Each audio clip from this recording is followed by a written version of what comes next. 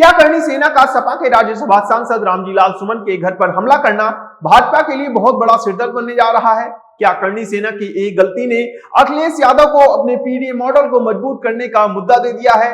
क्या उत्तर प्रदेश में जाटव बनाम ठाकुर की राजनीति शुरू होने वाली है? क्या करणी सेना की एक गलती योगी आदित्यनाथ के लॉ एंड ऑर्डर के दावों की धज्जियां उड़ा रहा है?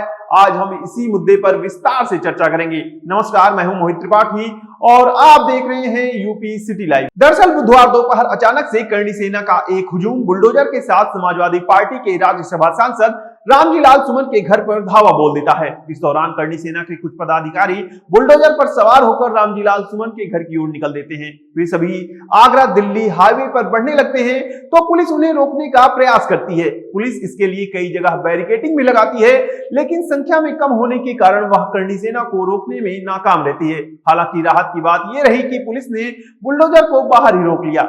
इन सब के बीच रामजीलाल सुमन के घर की सुरक्षा बढ़ा दी जाती है। वहां भारी पुलिस फोर्स की तैनाती कर दी जाती है।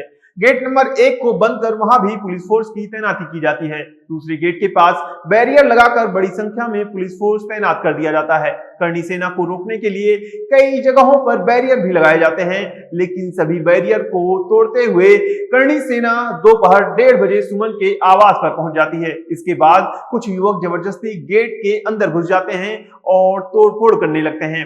करणी सेना के कार्यकर्ताओं ने रामजीलाल सुमन के घर के बाहर खड़ी 7-8 गाड़ियों में भारी तोड़फोड़ की, साथ ही आवास में भी तोड़फोड़ करने की कोशिश की। पुलिस ने किसी तरह करणी सेना के कार्यकर्ताओं को खदेड़ने की कोशिश की, जिसमें कई पुलिसकर्मी घायल हो गए। किसी का सिर फूटा तो किसी के हाथ में चोट आई। दिलचस्प बात यह है कि करणी सेना का यह हमला काफी सुनियोजित लगता है, क्योंकि करणी सेना ने यह हमला तब किया जब मुख्यमंत्री योगी आदित्यनाथ आगरा शहर में ही मौजूद थे। उस समय सीएम योगी दरियानाथ मंदिर के एक कार्यक्रम में शामिल थे। दिलचस्प बात यह भी है कि जिस तरीके से यह पूरा घटनाक्रम हुआ, जिसमें सबसे पहले रामजीलाल सुमन राणा सांगा को गद्दार बताते हुए कहते हैं कि बीजेपी बार बार हिंदुस्तान के मुसलमानों को बाबर का वंशज बताती है, लेकिन बाबर को आखिर लाया कौन? बाबर को भारत राणा सांगा लाए थे। सुनिए उन्होंने क्या कहा था। बाबर को लाया कौन?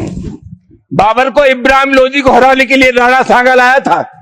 तो मुसलमान तो बाबर की औलाद है और तुम गद्दार राणा सांगा की औलाद हो, ये हिंदुस्तान में तय हो जाना चाहिए। और बाबर की तो आलोचना करते हैं, राणा सांगा की आलोचना नहीं करते। अब जैसे ही रामजीलाल सुमन का ये बयान आया, सियासी तूफान खड़ा हो गया। एक के बाद एक राजपूत और ठाकुर नेताओं ने रामजीलाल की आलोचना की। संजीव बालियान से लेकर राजा भैया तक ने रामजीलाल सुमन को नसीहत दे डाली। कहा कि यह बयान सिर्फ राजपूत समाज ही नहीं बल्कि पूरे हिंदू समाज का अपमान है और सपा को इसके लिए माफी मांगनी चाहिए। इन सब के बीच रामजीलाल सुमन का दर्जनों जगह पर पुतला भी जलाया गया। यहां तक तो सब ठीक था, लेकिन अब जो ये करणी सेना बुलडोजर लेकर रामजीलाल सुमन के घर पर पहुंचकर तोड़फोड़ की है और अखिलेश यादव ने इस हमले को दलित और जाटव के घर पर हमला कहकर संबोधित किया है, ये भारतीय जनता पार्टी और योगी आदित्यनाथ को भारी पड़ सकता है। यही नहीं, अखिलेश यादव ने यहां तक कह दिया कि यह हमला मुख्यमंत्री की सहमति से हुआ है। दरअसल अखिलेश यादव ने कहा कि रामजीलाल सुमन एक सीनियर दलित सांसद हैं। उनके घर पर तब अटैक होना जब मुख्यमंत्री योगी आदित्यनाथ खुद शहर में मौजूद हों, इसका मतलब यह उनकी सहमति से हुआ। अखिलेश यादव ने आगे कहा कि बिना सीएम के सहमति के ये कैसे संभव है कि वह उसी जिले में मौजूद हो जहां एक सांसद के घर पर अटैक हो जाता है। यही नहीं, अखिलेश यादव ने इस घटना को लेकर एक्स पर एक पोस्ट भी किया है। उन्होंने एक वीडियो शेयर करते हुए लिखा कि आगरा में तोड़फोड़ की वारदात में शासन प्रशासन के साठगांठ की खुद आरोपियों ने ही पोल खोल दी है। मुख्यमंत्री जी, और क्या सबूत चाहिए आपको? अब क्या ये रिपोर्ट भी बदलवाएंगे? बता दें कि सपा सांसद रामजीलाल सुमन जाटव समाज से आते हैं और जाटव समाज लंबे समय से भाजपा का कोर वोटर रहा है। आगरा की बात करें तो वहां भी भाजपा इसलिए मजबूत है क्योंकि वहां उसे जाटव समाज का एक मुश्त वोट मिलता है। और अब जिस तरीके से अखिलेश यादव इस हमले को एक दलित नेता के घर पर हमला बता रहे हैं, यह भाजपा और सीएम योगी को भारी पड़ सकता है, क्योंकि वह पहले तो इसे दलित के घर पर हमला बता रहे हैं, दूसरी तरफ कह रहे हैं कि यह मुख्यमंत्री योगी आदित्यनाथ की मिलीभगत से हुआ है। अब भले ही सीएम योगी एक महंत हो, लेकिन ये उत्तर प्रदेश की सियासत है। यहाँ जाति सबसे अधिक मैटर करती है और योगी आदित्यनाथ भी क्षत्रिय समाज से आते हैं। और अगर अखिलेश यादव जाटों में ये मैसेज पहुंचाने में कामयाब रहे कि योगी जी क्षत्रिय हैं, इसीलिए इस हमले के खिलाफ पुलिस का सख्त एक्शन देखने को नहीं मिला।